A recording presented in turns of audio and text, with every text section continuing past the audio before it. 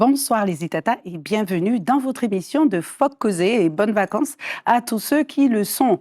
Alors, nous avons tous un jour rêvé de changer de vie, ouvrir une entreprise et rédiger ou écrire un livre, ouvrir une entreprise, monter sur scène ou encore quitter un emploi qui ne nous convient plus.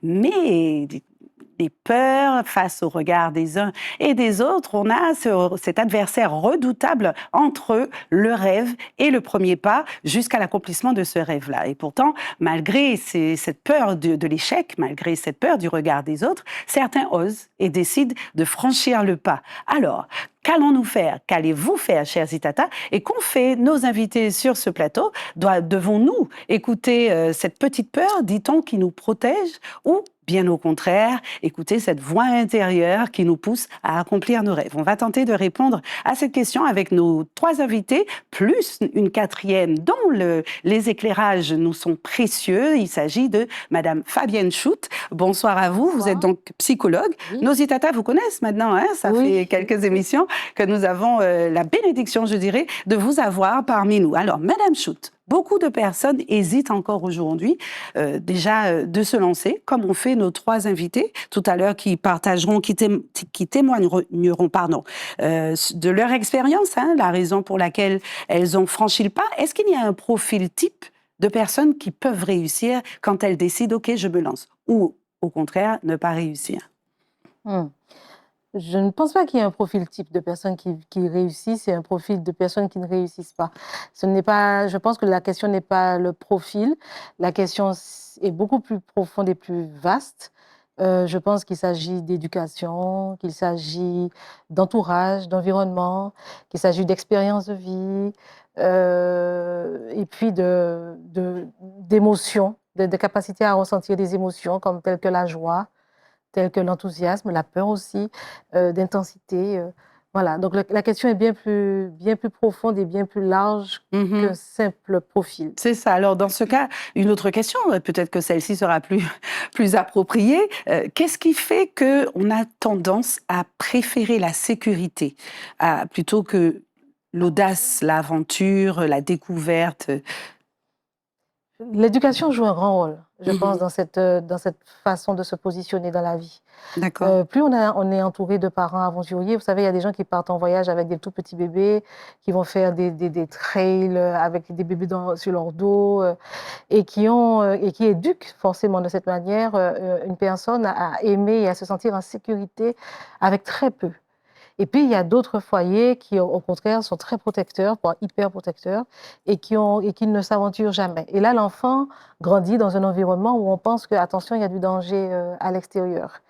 Et donc, je pense que la question de l'éducation, par ces expériences des parents, joue un rôle fondamental dans cette capacité à se sentir en sécurité ou pas. Ou pas. Très bien. Et vous nous direz, hein, parmi nos Itata, peut-être des parents aventuriers ou un peu moins, comment est-ce qu'on peut sortir de cette zone de confort? Est-ce qu'on peut le faire? Est-ce qu'il y a des indications ou peut-être des tuyaux que vous pouvez donner à nos téléspectateurs qui ont envie de le faire, mais qui ont du mal à franchir ce pas? Merci, Madame Schutt. On revient vers vous dans un instant. On se tourne vers votre voisine, Madame Coralie Pignatello. Bonsoir, Coralie. Bonsoir. Et vous aussi. Ce n'est pas votre première apparition sur notre plateau de Phoque Causé. Qu'est-ce qu'on aime vous voir. Et aujourd'hui, vous êtes encore plus magnifique avec une couronne et une belle écharpe.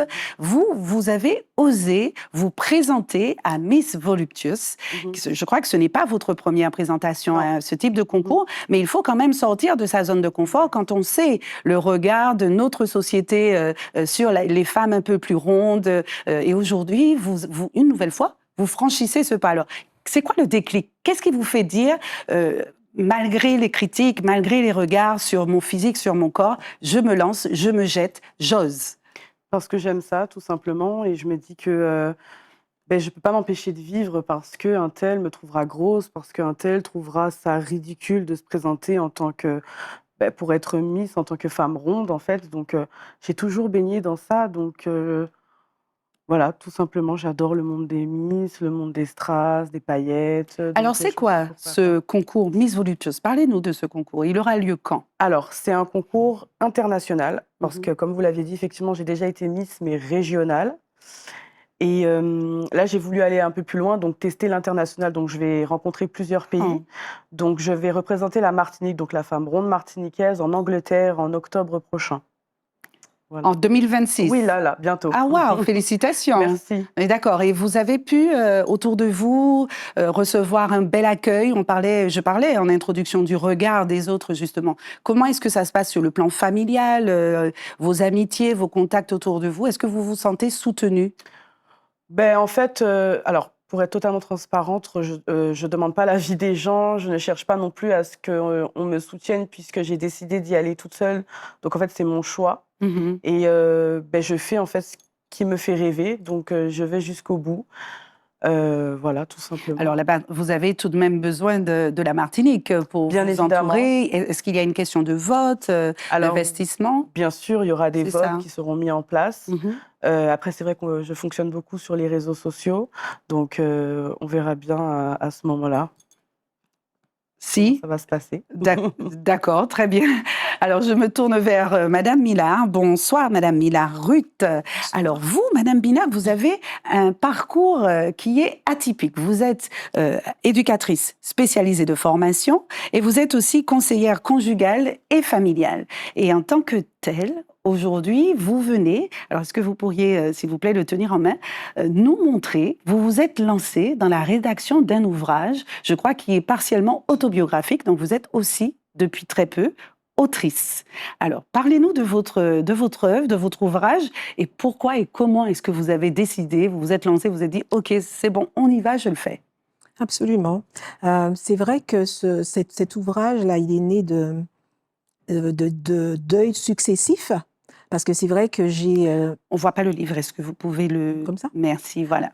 Alors, il est né de différents deuils successifs, et les deuils invisibles aussi, puisque j'ai perdu mon travail, enfin, c'était un licenciement économique, ça a été le premier deuil, et ensuite je perds ma mère en 2023, donc 2022 le travail, 2023 ma mère, et mon beau-père aussi, la même semaine, et ensuite en 2024 je perds mon époux. Et c'est vrai que ça a été assez difficile, mais c'est vrai que l'écriture a toujours été en fait un exutoire, donc l'écriture et la peinture, puisque dans ce livre, il y a non seulement des textes poétiques, mais il y a aussi des peintures. Et c'est vrai que l'écriture a été pour moi un refuge, ainsi que la peinture. Et j'appelle cela, pour mes peintures, des peintures langage, parce que chaque peinture exprime aussi quelque chose, chaque peinture parle d'elle-même. Ce n'est pas une peinture qui illustre un écrit, mais c'est une peinture qui parle. Et c'est vrai que j'avais le désir, en fait, comme je vous ai dit, un exutoire, oui, mais le désir aussi de partager aussi, et puisque j'ai toujours travaillé dans l'accompagnement des personnes, et je me suis dit, donc pourquoi pas effectivement partager cela, et si ça peut aider quelqu'un. Super. Alors, comment s'intitule votre ouvrage? Alors, c'est Un chemin de résilience, et le sous-titre Dans la douleur, la lumière. Donc, le sous-titre qui est un peu plus émotionnel. D'accord. Voilà. Alors, on reviendra à vous dans un instant, quand Madame Schut nous expliquera justement le déclic est venu d'un deuil, de plusieurs deuils successifs. Vraisemblablement, est-ce que pour c'est spécifique à Madame Millard ou est-ce que c'est quelque chose, on y va, hein, vous pouvez Oui, répondre? oui. Oui, tant qu'à faire. D'accord. Alors, c'est très intéressant le cheminement de Madame Millard, parce que c'est d'ailleurs le processus de résilience, hein, c'est le titre de votre ouvrage, et vous décrivez bien le processus de résilience, c'est-à-dire qu'on part de quelque chose de très douloureux, comme la perte, le sentiment de solitude, et on fait ce qu'on appelle en psychologie une sublimation. La sublimation, c'est un mécanisme de défense contre une angoisse. En gros, quand vous avez perdu, quand vous avez vécu tous ces deuils, vous avez souffert, vous avez eu des émotions telles que l'angoisse, la peur, la tristesse, et vous les avez sublimées en créant quelque chose de tout à fait nouveau, c'est souvent par l'art qu'on arrive effectivement à exprimer des émotions comme celle-là.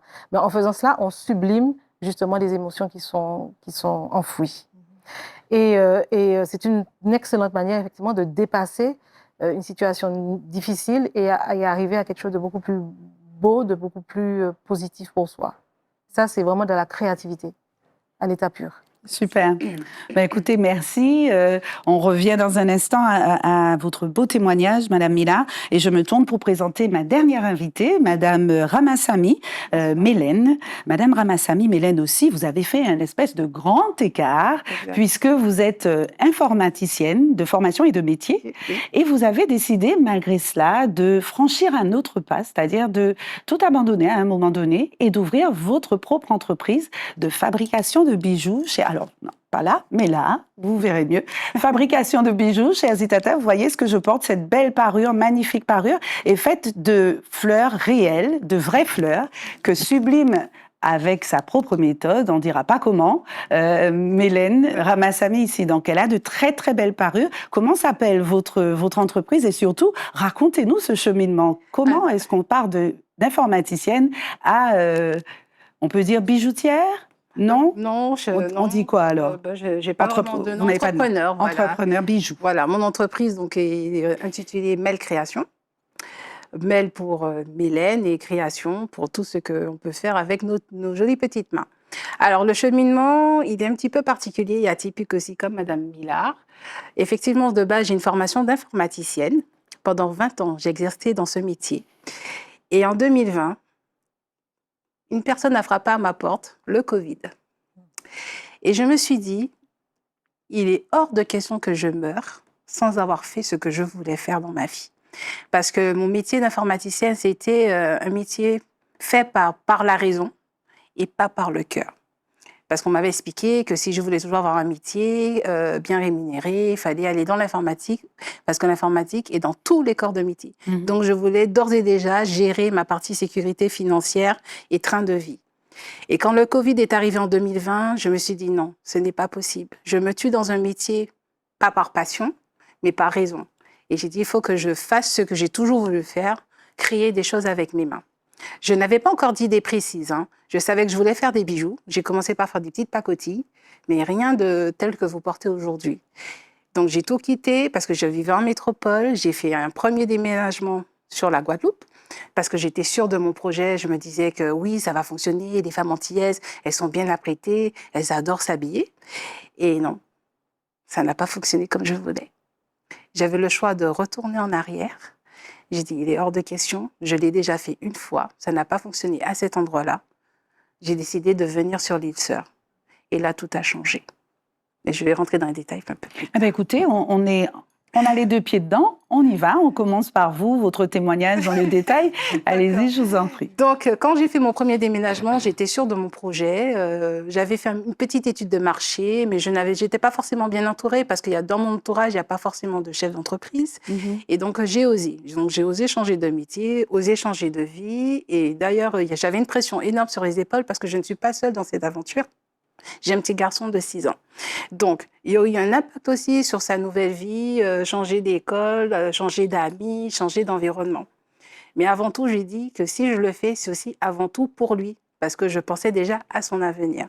Donc, quand j'ai vu que ça n'avait pas fonctionné, parce que les gens me disaient « oui, c'est beau, mais sans plus », mais ça ne créait pas forcément les bénéfices que je voulais, je me suis dit « qu'est-ce que j'ai fait ?»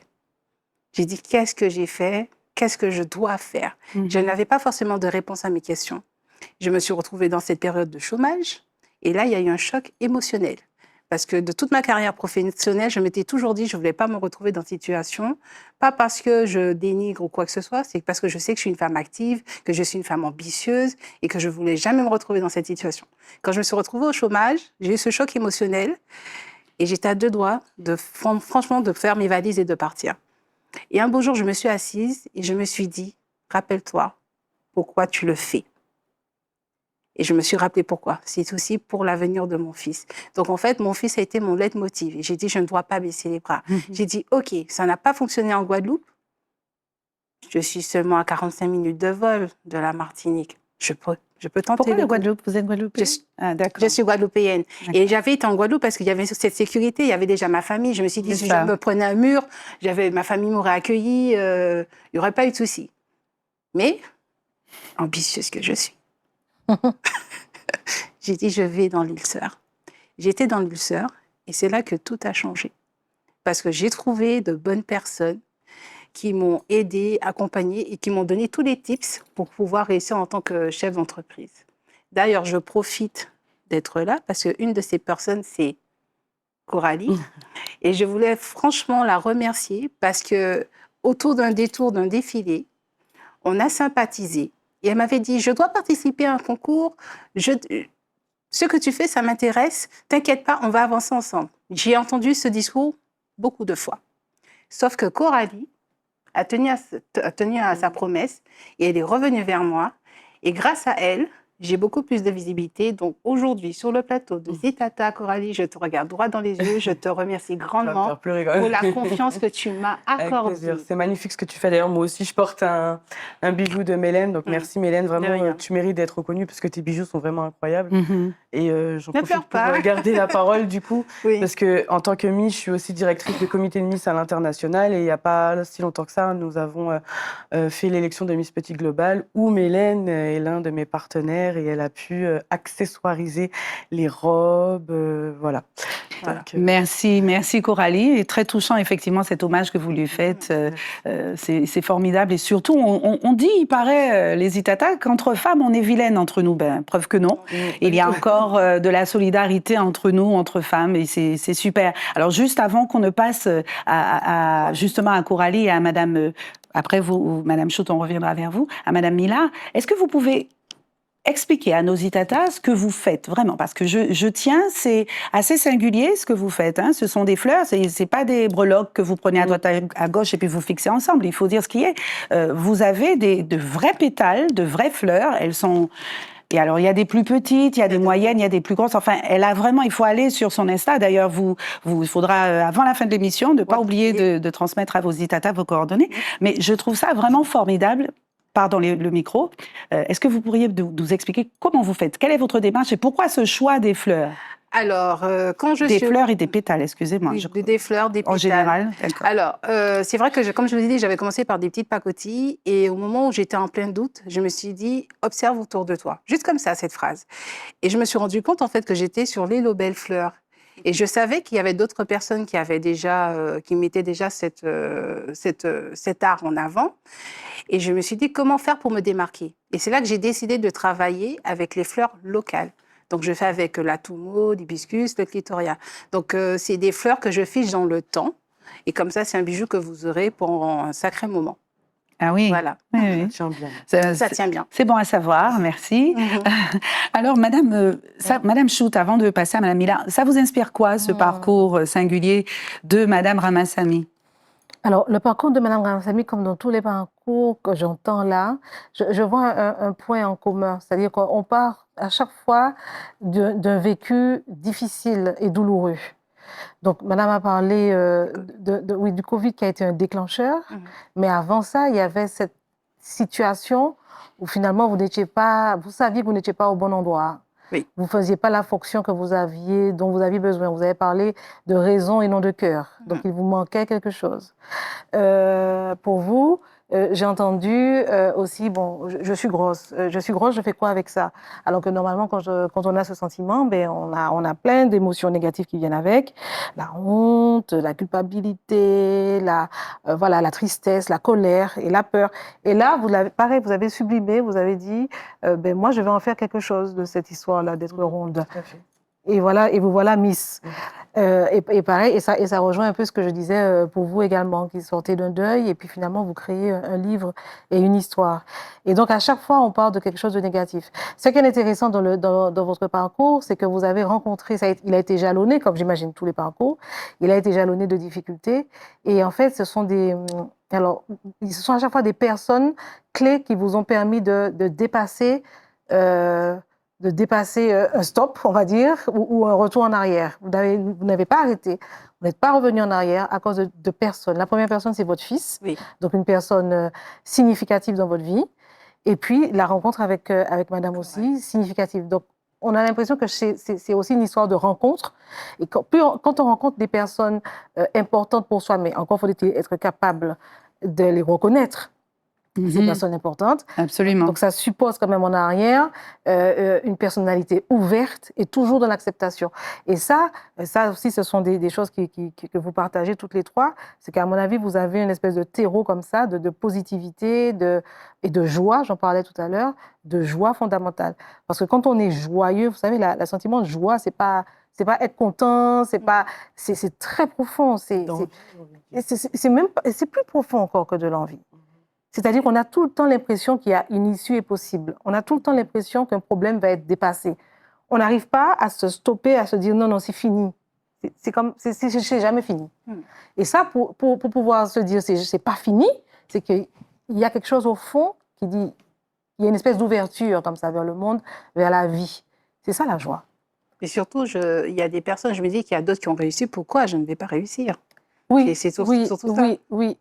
Ben, c'est ce petit déclic qui dit pourquoi pas moi? Voilà, et pourquoi pas moi? Voilà. Eh ben ça, c'est purement de l'ouverture vers soi-même. Madame Choute, comment est-ce qu'on arrive à distinguer un simple coup de tête à un rêve vraiment profond qui peut y arriver, où on se dit on peut y arriver? Ben, le coup de tête, il est spontané, hein? C'est quelque chose qui n'est pas réfléchi, qui n'est pas structuré. D'accord. Alors qu'un projet, c'est quelque chose que vous nourrissez depuis des années, Voilà, parfois c'est ça. depuis l'enfance. Et donc, quand vous nourrissez comme ça quelque chose, alors bien sûr, pendant l'enfance, c'est pas clair, mais ça se clarifie. Vous ressentez ça un peu comme décrit Madame. Au bout d'un moment, vous avez l'impression que c'est plus possible de ne pas tenir compte de cette histoire que vous vous racontez au fin fond de vous. Vous ne pouvez plus la nier ou la taire. Donc, il vous faut absolument faire quelque chose. Et bien sûr, il faut un déclic pour pouvoir réaliser ça, mais n'empêche que cette histoire-là, vous la racontez depuis un moment. Alors que le coup de tête, vous vous racontez aucune histoire, c'est j'ai envie, ça me plaît, j'y vais, voilà. C'est sans réflexion. C'est ça, super. Coralie Pignatiello, dites-nous, est-ce que dans votre démarche pour Miss Voluptuous, est-ce que vous pensez qu'aujourd'hui, notre société renferme encore un certain nombre de personnes dans des catégories et donc votre démarche est-elle pour montrer que vous êtes comme tout le monde, 2 bras, 2 pieds, etc. Quelle est la réelle motivation? Madame Choute, à l'instant, parlait de joie profonde, où on se dit que rien n'est jamais fini, on n'a jamais envie de stagner, on veut toujours avancer. Est-ce que c'est ça qui vous motive? Est-ce que ça vous motive plutôt de dire, écoutez, stop, grossophobie et autres types de préjugés? Qu'est-ce qui vous motive vraiment? En fait, c'est exactement ça. C'est qu'en fait, il y a des femmes rondes, il y a des femmes minces, des femmes... Enfin, on est toutes différentes. Et moi, mon but, c'est vraiment de montrer que même si on est ronde, nous sommes des personnes, nous sommes belles, nous sommes des femmes. Et on peut vivre nos rêves. Et en portant cette couronne, c'est le message que j'essaie de faire, de véhiculer. J'ai envie de le crier haut et fort que c'est pas parce que nous sommes rondes qu'on ne peut pas vivre nos rêves. Moi, par contre, je l'ai pas fait sur un coup de tête. Moi, ça a été vraiment... j'ai baigné dedans depuis toute petite. Mais... J'étais plus dans le comité Miss France avec ma maman, donc du coup les filles sont minces, il y a des critères, donc je savais que j'avais pas du coup les critères pour le faire, donc je me suis tournée vers des concours pour les femmes rondes. Le seul truc qui gêne un peu, c'est le fait que ça soit pas aussi connu que Miss Martinique, Miss Monde, etc. Mais j'espère qu'un jour, les gens changeront de position et que je mange pas McDo tous les jours. C'est pour ça que je suis ronde, du coup. Que voilà, il y a des gens qui sont comme ça. Alors, ce que vous venez de dire témoigne du fait que certaines personnes, encore aujourd'hui, gardent des standards bien définis et enferment des personnes dans ces standards-là. On va y arriver, Madame Choute, à les convaincre un jour Je pense que ça que tout le monde a sa place. J'espère que ça bouge quand même. Vous pensez? Ça bouge un peu. Qu'avant. Ouais. Mais c'est pas encore ça. Après, il faut dire que j'ai 2 rôles, j'ai 2 statuts. Comme je disais, je suis Miss Ronde, mais je suis aussi directrice de concours de beauté à l'international où comment on peut dire ça, j'élis des Miss qui sont grandes de taille, qui sont minces, mais je trouve ça bien parce que du coup, on peut voir que c'est pas parce que je suis ronde que je peux pas aimer une femme mince. Je fais pas la différence en fait. C'est-à-dire qu'à côté de mon rôle de directrice, j'ai le rôle de Miss, mais Miss Ronde. C'est-à-dire que les 2 peuvent s'accorder et c'est OK en fait. C'est-à-dire que des fois, quand je sors avec mes candidates, c'est déjà arrivé que j'ai été, par exemple, appelée en tant que Miss sur un événement. J'ai envie de faire profiter mes candidates, j'y vais avec elles. Voilà, on voit que la directrice, elle est ronde. et elle suit des filles, enfin, elle entraîne des filles qui sont minces. Et c'est OK, en fait, nous sommes des êtres humains, on peut se mélanger, non? Donc voilà, c'est plutôt comme ça que je le vois. Vous avez découvert des choses sur vous-même depuis que vous avez décidé de vous lancer? Bien sûr, bien sûr. Alors, je suis quelqu'un qui, enfin, à la base, je ne me trouvais pas jolie. Enfin, je sais que j'avais fait une émission avec vous, Clara, et je me trouvais pas jolie.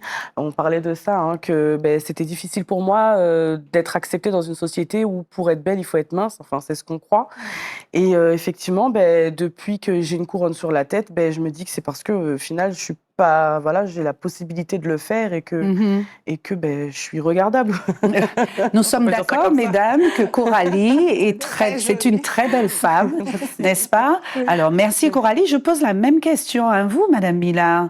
La même question posée à l'instant à Coralie. Est-ce que... Vous pouvez reprendre la question? Est-ce que Alors, si vous voulez, on la change aussi, parce que la question qui suit, c'était concernant le sacrifice. Est-ce que, pour écrire ce livre, est-ce que vous avez eu à faire des sacrifices? Partagez un petit peu avec nous cette décision. Elle a été jonchée, j'imagine, ce parcours a été jonché de sacrifices, de réflexions vraiment intenses. Oui, quand même, de sacrifice, oui, parce que ça a demandé quand même du temps, de la recherche. Et puis aussi, c'est vrai que ça n'a pas été évident parce qu'à plusieurs reprises, j'ai failli abandonner. C'est vrai que, surtout que mon livre exprime quand même quelque chose de personnel. Et c'est vrai qu'on se dit, dire certaines choses, est-ce que voilà, et au fur et à mesure que j'avançais, je me disais, est-ce qu'il fallait pas enlever ci ou enlever ça? Mais en tout cas, voilà, c'est vrai que, et je vais en parler maintenant, ma foi m'a beaucoup portée aussi, parce que c'est vrai que je crois en Dieu et je me sens en fait portée. Et c'est vrai par une force que moi comment dire, qu'on ne peut imaginer ou bien qu'on ne peut, enfin en tout cas, je me sens portée. Et comme depuis justement toutes ces épreuves-là, et c'est petit à petit en fait, j'ai pu avancer et aidée aussi par la famille, parce que je ne suis pas seule dans cela, parce que seule, je pense que j'aurais pas pu aller jusqu'au bout. Et j'ai une famille quand même, pour moi c'est un soutien indéfectible, parce que la famille a toujours été là. Et j'ai notamment aussi été aidée par une nièce pour tout ce qui est informatique, tout ce qui est recherche. Et et voilà, et ce qui m'a permis effectivement d'aboutir à ce livre-là. C'est ça. Alors, la question initiale que j'avais posée à Coralie, c'était est-ce que vous avez découvert des choses sur vous-même durant ce parcours? Vous avez écrit, vous avez peint, et ensuite vous avez fait éditer votre ouvrage. Oui, absolument. Je me suis découverte parce que c'est vrai qu'on ne se connaît pas soi-même. Et souvent, on entend dire cela, et c'est vrai que moi, j'ai expérimenté ça. Et c'est vrai que c'est quand quelqu'un vous dit quand même, tu as pu faire ça, tu es forte, etc. Mais comme je dis, c'est pas en fait, je découvre. Enfin, je ne pensais pas que que j'arriverais jusqu'au bout. Mais c'est vrai que quand même, quelque part, en fait, quand je commence quelque chose, j'aime aller jusqu'au bout de la chose. J'ai toujours été comme ça, même avant tous ces deuils-là. Et si je commence par exemple une formation, parce que en plein deuil, effectivement, j'ai quand même terminé une formation enfin c'était un master donc de responsable, puisque je l'avais entamé. Et c'est vrai que j'ai dû partir dans l'Hexagone avec mon mari qui était malade, et j'ai dû arrêter cette formation. Et c'est vrai que après le décès de mon mari, c'est vrai que c'était ma seule, puisque j'ai pas pu repasser, disons, finir le mémoire et le présenter. Et c'était ma dernière chance, en fait, pour ne pas perdre ces points-là, de me présenter. Donc, après son décès.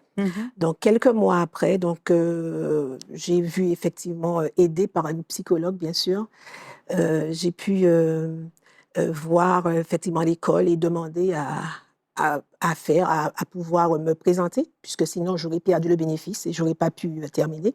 Et finalement, je l'ai fait. Donc je me suis présentée, j'ai pu faire le mémoire et le présenter, et la réussite a été au bout. Super. Voilà. Et à aucun moment, vous n'avez regretté cette décision de vous mettre à écrire? Non, pas du tout. En fait, je ne dis pas du tout. Non, il faut que je sois quand même vraie. Et à certains moments, il y a eu des moments de doute, puisque je pense que c'est naturel, c'est normal, puisqu'on se dit est-ce que j'aurais dû, voilà. Et petit à petit, ce doute, le doute s'estompe et on se dit effectivement on l'a fait. Et après, on est soulagé. On est soulagé. On est soulagé. Madame Schut, Madame Millard dit c'est normal. Alors qu'est-ce que de douter, c'est ça? Qu'est-ce qu'on dit aux personnes qui doutent ou aux personnes qui disent je suis trop vieux ou je vais jamais y arriver? Dans ces cas-là, ils frappent à votre porte en tant que psychologue. Vous dites quoi à ces personnes? Et certaines d'entre elles nous regardent. Je ne vais jamais y arriver, c'est ça? Je suis trop vieux. Alors, se trouvent des excuses qui sont peut-être pas, qui sont des vérités. Je suis trop vieux, trop âgé. Il est peut-être trop tard pour moi de me lancer, de reprendre des études. On parlait du master. Enfin voilà, d'accomplir ce rêve. On parlait de cet obstacle-là qu'est la peur. Vous dites quoi à ces personnes? Ben, ça, ce sont des pensées limitantes. En fait, quand quelqu'un dit je suis trop ceci, je ne peux pas faire cela, c'est une personne qui est en train de se limiter. Alors pourquoi le fait-elle? Bon, ça pour plein de raisons, mais généralement les pensées limitantes, ce sont des pensées, viennent des discours de l'environnement. Souvent, c'est souvent des gens qui ont entendu ça. Il y a un âge pour faire ça, il y a un âge où on ne peut pas faire ça. Certaines femmes, il y a un âge pour faire des enfants, il y a un âge pour se marier, il y a un âge pour être chef d'entreprise. Il y a un âge, vous savez, il y a des environnements comme ça où les discours sont guidés par la peur. Et la peur limite. La peur, c'est forme des obstacles. Et donc, une personne qui vient avec un discours « je suis trop ceci », donc ma question, c'est qui vous a dit ça? C'est qui? Alors, bien sûr, la personne va dire, c'est rarement que la personne peut dire, c'est moi-même, hein. La personne finit par trouver « j'ai entendu, on m'a dit ». Et donc, après, c'est déconstruire, après, c'est un long cheminement que de déconstruire ces pensées limitantes. Vous en avez eu des pensées limitantes, Madame Ramassamy, de ce type? À plusieurs reprises. Je vous explique pourquoi. Parce que comme je l'ai dit, je suis passée par une phase de chômage. Cette phase, comme je vous ai dit, c'était un choc vraiment émotionnel puisque j'ai remis toute ma féminité, toute la femme que j'étais en cause. Je ne me sentais plus utile. Pour moi, je ne servais à rien.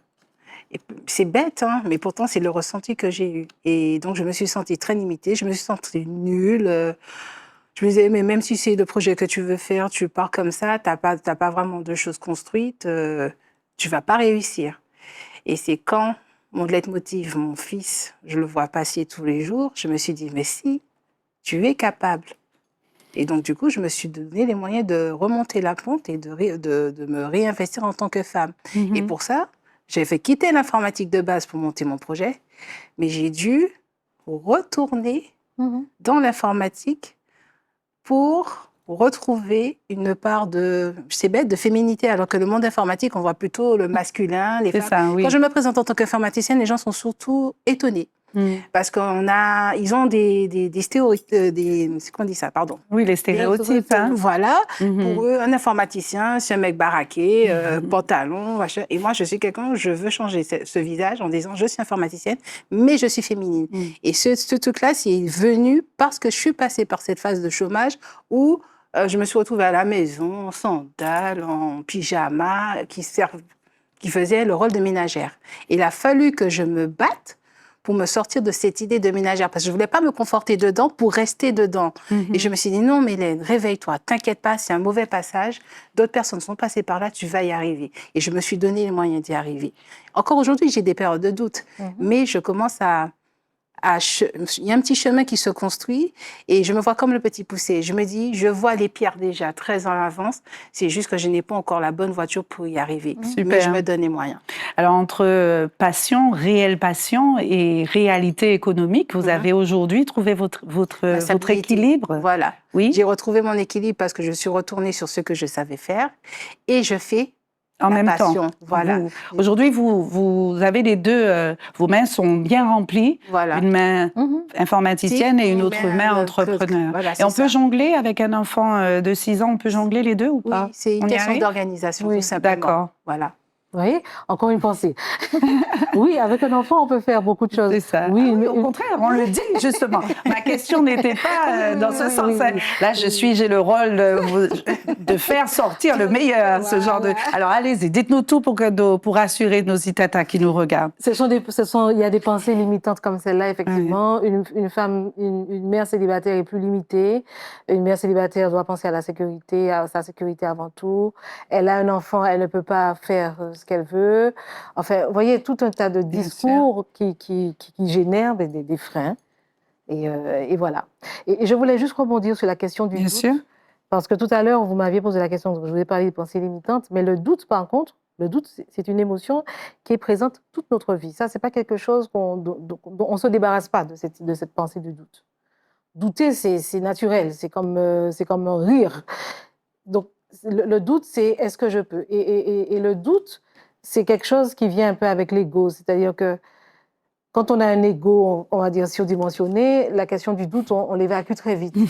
Alors que quand on a un ego, on va dire à peu près normal, ben on doute.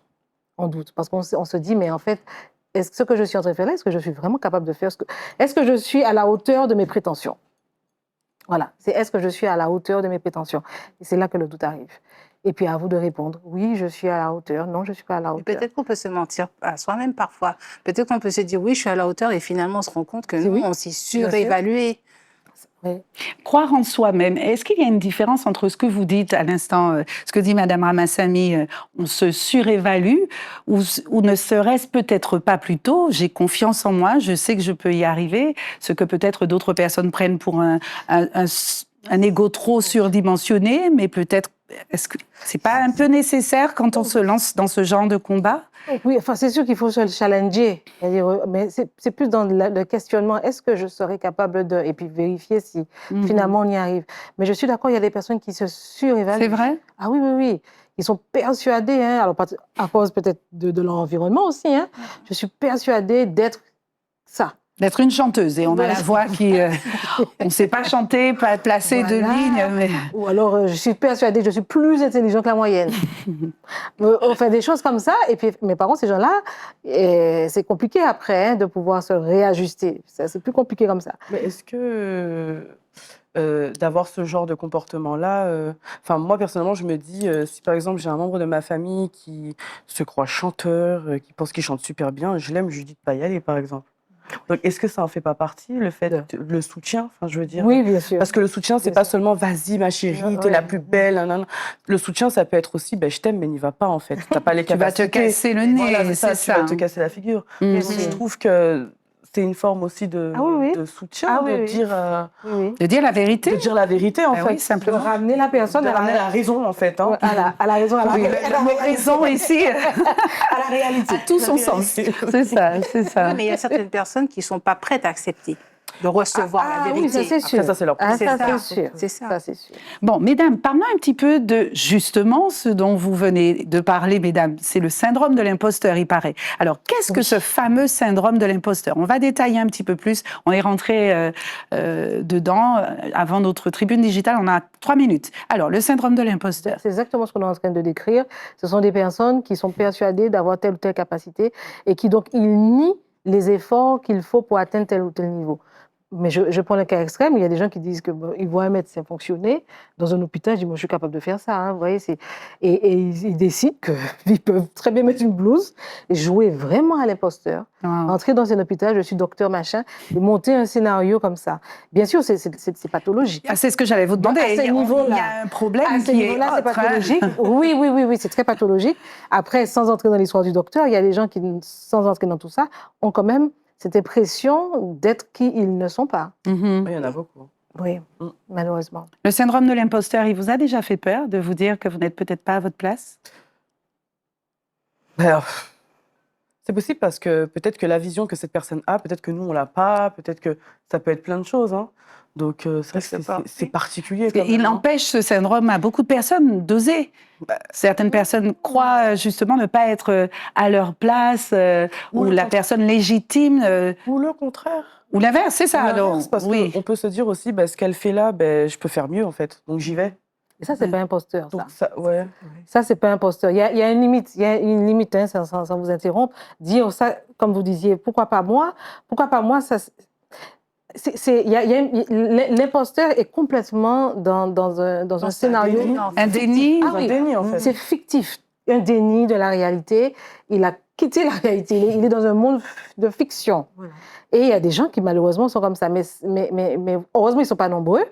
C'est rare, et puis ça reste quand même quelque chose de, voilà, comme je disais, pathologique. Et c'est souvent assez grave. Hein. On a entendu, c'était en Réunion dernièrement, où il y a eu un médecin qui a été arrêté à La Réunion parce qu'il se faisait passer pour médecin, justement. Voilà. Mais voilà. Alors que quand on est bien ancré dans la réalité, on sait très bien qui on est, on sait très bien ce qu'il faut pour devenir.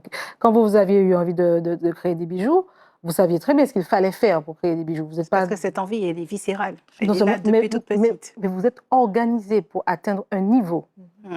Vous n'avez pas sorti, vous n'êtes pas sorti de votre lit un beau jour. Ça y est, je suis bijoutière. Ça y est, vous voyez, ça a été un processus que vous avez construit quelque chose. C'était une élaboration, vraiment. Mm. Donc là, on n'est pas dans le syndrome de l'imposteur parce que vous êtes formé, vous avez construit un projet, donc vous êtes bien ancré au contraire dans la réalité.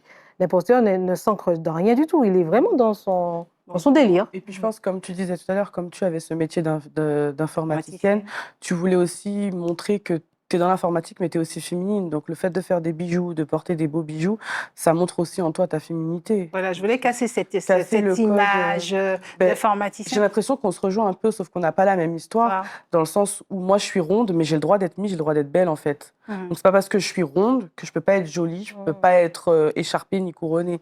Donc c'est un peu ça. C'est les préjugés. En fait, entre guillemets, on a envie de prouver quelque chose. C'est comme ça que moi je le vois. C'est-à-dire que moi je le vois d'une manière où j'ai envie de prouver, alors que j'ai rien à prouver à personne, hein, j'ai envie de prouver que je suis ronde, mais je suis belle en fait. Ça vient quand même d'une blessure. Bon, ça c'est clair que je suis... Oui, il y a quelque chose. C'est clair, il y a quelque chose. Parce que j'ai eu... d'ailleurs, on a fait une très belle émission avec Clara sur le harcèlement. J'ai eu du harcèlement intrafamilial dans ma famille, qui fait que j'ai eu du mal à m'accepter. Bon, maintenant, ça commence à aller. Le fait d'avoir une couronne aussi, ça aide. Hein. C'est ça. Ça aide. Ça valorise, on se sent bien. Mais moi, personnellement, j'ai toujours l'impression de vouloir prouver quelque chose à quelqu'un. C'est marrant. Hein. Ce sont ça vient des blessures. D'un côté, on a envie de prouver, mais d'un côté, oser, c'est différent aussi, dans le sens où c'est pas tout le monde qui peut faire ce qu'on fait aussi. Il faut oser le faire. C'est ça, et c'était ça le sujet de l'émission. Et surtout, quand je parlais du syndrome de l'imposteur tout à l'heure, je voulais mettre le doigt sur le fait que, quand même, un petit peu, il est important d'avoir un ego suffisamment qui nous pousse à oser, à sortir de cette zone de confort. Parce qu'il y a des limites entre l'arrogance, ce que des personnes disent être de l'arrogance, trop plein de confiance en soi, etc. Mais il en faut quand même un peu pour franchir ce fameux pas. Alors, oui ou non? Alors moi, je ne dirais pas de l'arrogance parce que... Certaines personnes peuvent qualifier ça d'arrogance. Oui, c'est vrai. Mais c'est pas ça. On est d'accord. C'est pas de l'arrogance. C'est pas de l'arrogance. Je pense que c'est justement dépasser ses peurs, le dépassement de soi. Et moi, comme je dis toujours... faut oser, en fait. Hein. Alors, on parle du regard de l'autre. Ouais, ça, c'est pas ce que vous ressentez de vous, mais le regard de l'autre sur vous. Certaines personnes peuvent se dire, mais elle est folle d'avoir quitté son travail pour faire des bijoux. Mais pourquoi elle écrit un livre, etc. Et pour qui elle se prend? Vous voyez ce que je veux dire? On est en Martinique, disons les choses. Faut causer. Ah, non pas les vrais. Hein. Les discours aseptisés, on les connaît. Maintenant, la vérité vraie, quand on sort des sentiers battus et qu'on ose, on est souvent critiqué. Mais on sera toujours critiqué. Et encore plus davantage quand on le fait. Beyoncé se fait critiquer. Non, oui, alors, je ne vais pas dire trop de bêtises. Alors, on y va. Mais l'arrogance, c'est vers l'autre. Quand on est arrogant, ça veut dire on veut montrer aux autres, regardez, moi, regarde, j'ai réussi, je suis plus haut que vous. Alors que ce dont on est en train de parler, oser être soi, c'est un regard vers soi. Le dépassement, c'est de soi. On ne veut pas dépasser les autres. On veut se dépasser soi. Et c'est là toute la différence. Et vous parliez d'ego tout à l'heure, je vous donne la parole. Vous parliez d'ego tout à l'heure, et peut-être que c'est pas forcément de l'ego. C'est un rappel de soi, un rappel à soi. C'est ça, d'accord. Madame Mila, je vous donnerai l'occasion de réagir parce que ma question va dans ce sens. Est-ce que ça a été plus difficile pour vous d'écrire cet ouvrage ou encore d'accepter d'être lu dans votre intimité? plus d'accepter d'être lu. Ça a été plus difficile que d'écrire. Oui, écrire, non, ça n'a jamais été un problème. Parce que c'est vrai que, en fait, comme je vous ai dit au début, c'est un exutoire. Donc, j'écrivais. Il y a quand même longtemps que j'ai écrit, même avant ces différents deuils. J'ai toujours écrit des petits scénarios, des choses de ce genre, des poèmes. Enfin, j'ai écrit pas mal. Et c'est vrai que je n'ai pas encore mis sous forme de livre. Mais c'est vrai que c'est pas, comment dire, comme vous dites, c'est le fait de savoir que je serai lue pour certaines choses, en fait. Oui. Mais après, en fait, ça, c'était à certaines étapes. Parce qu'en fait, je pense qu'on arrive, comment dire, on a différentes étapes dans l'écriture, effectivement, d'un ouvrage effectivement, jusqu'à ce qu'il soit publié. Et c'est vrai qu'au fil du temps, au fil des étapes, c'est vrai que l'angoisse peut grandir. Et après, en fait, enfin, je dis un petit peu comment je l'ai vécu. Ça a grandi à un moment donné, c'est retombé, c'est revenu, en fait. Et après, il y a eu ce fameux soulagement. Je me suis dit, bon, je me lâche, c'est fait, c'est fait. Voilà. C'est ça. Et ce qu'on pense, on pense. Et c'est vrai que je pense aussi que ça m'a aussi aidé parce qu'en fait, quand on vit un deuil, on est aussi dans la reconstruction. Et en fait, je pense que c'est mon propre cheminement. Et les gens, mon propre cheminement qui peut aussi servir à d'autres, parce que je ne suis pas la seule à passer par ce genre de choses. Hein. De deuil, on a tout le temps. Voilà. Mais en fait, j'essaye au fur et à mesure de penser aussi à moi. C'est ça. C'est mon cheminement. D'accord. Donc voilà, je poursuis ma route. C'est un petit peu comme ce chemin. C'est le chemin de résilience. De résilience, absolument. Voilà, merci à vous. On passe tout de suite à la tribune digitale. À tout de suite.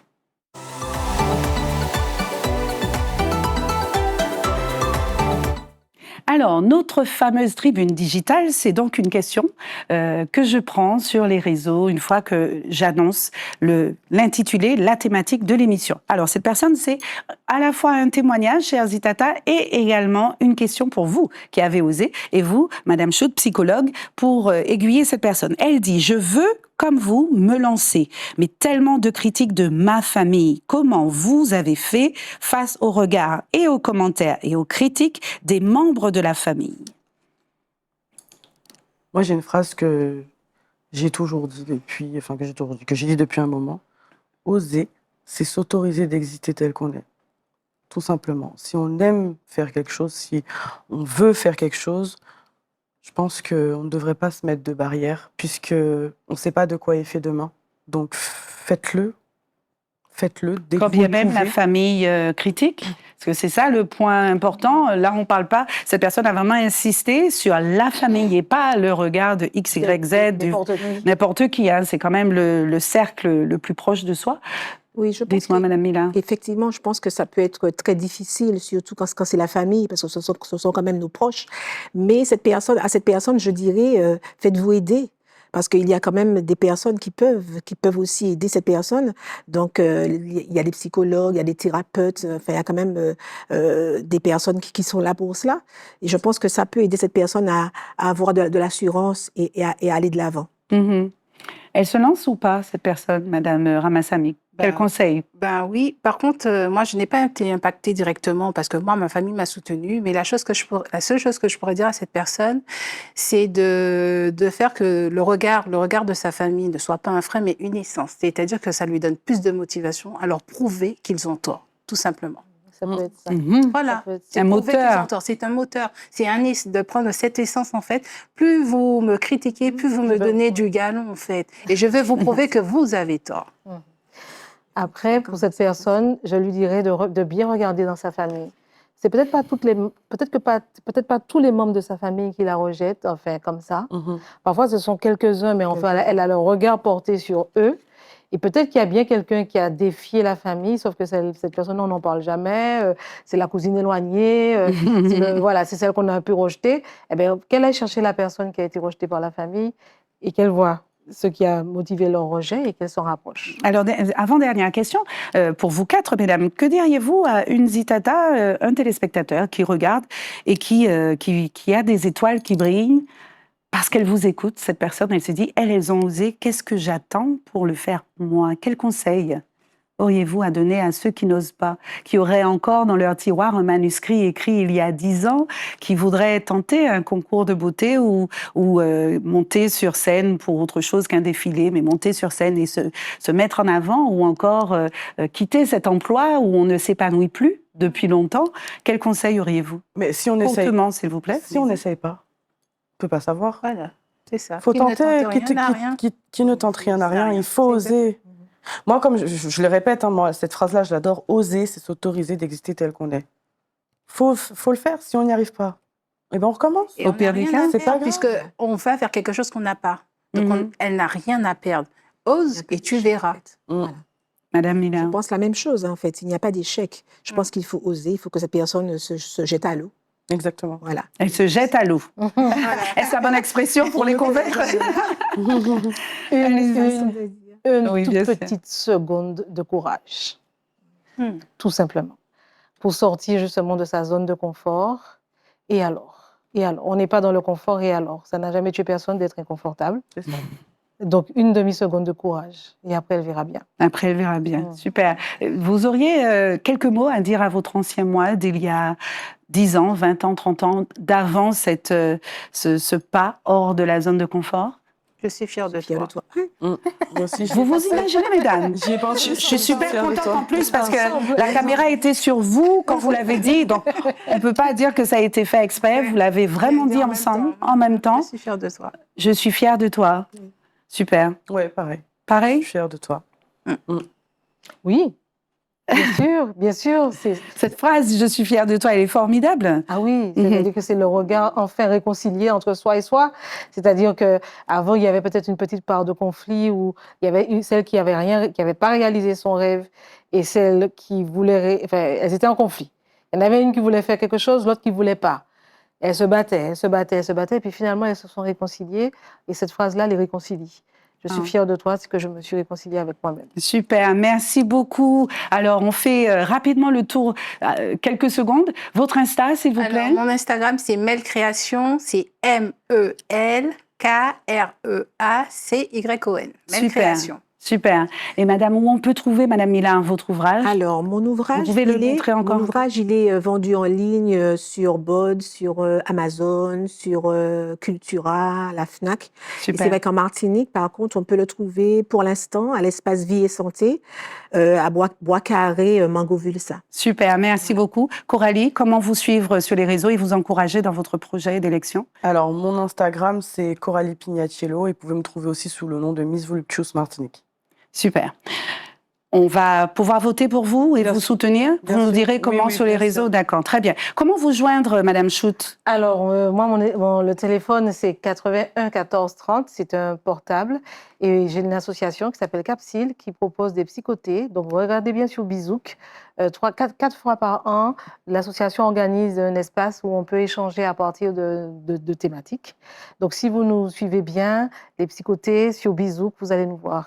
Super, vous l'aurez compris, changer de vie ne signifie pas forcément tout quitter, ça signifie au moins sortir de sa zone de confort et oser rêver. Bonne soirée à vous et on se dit à jeudi prochain.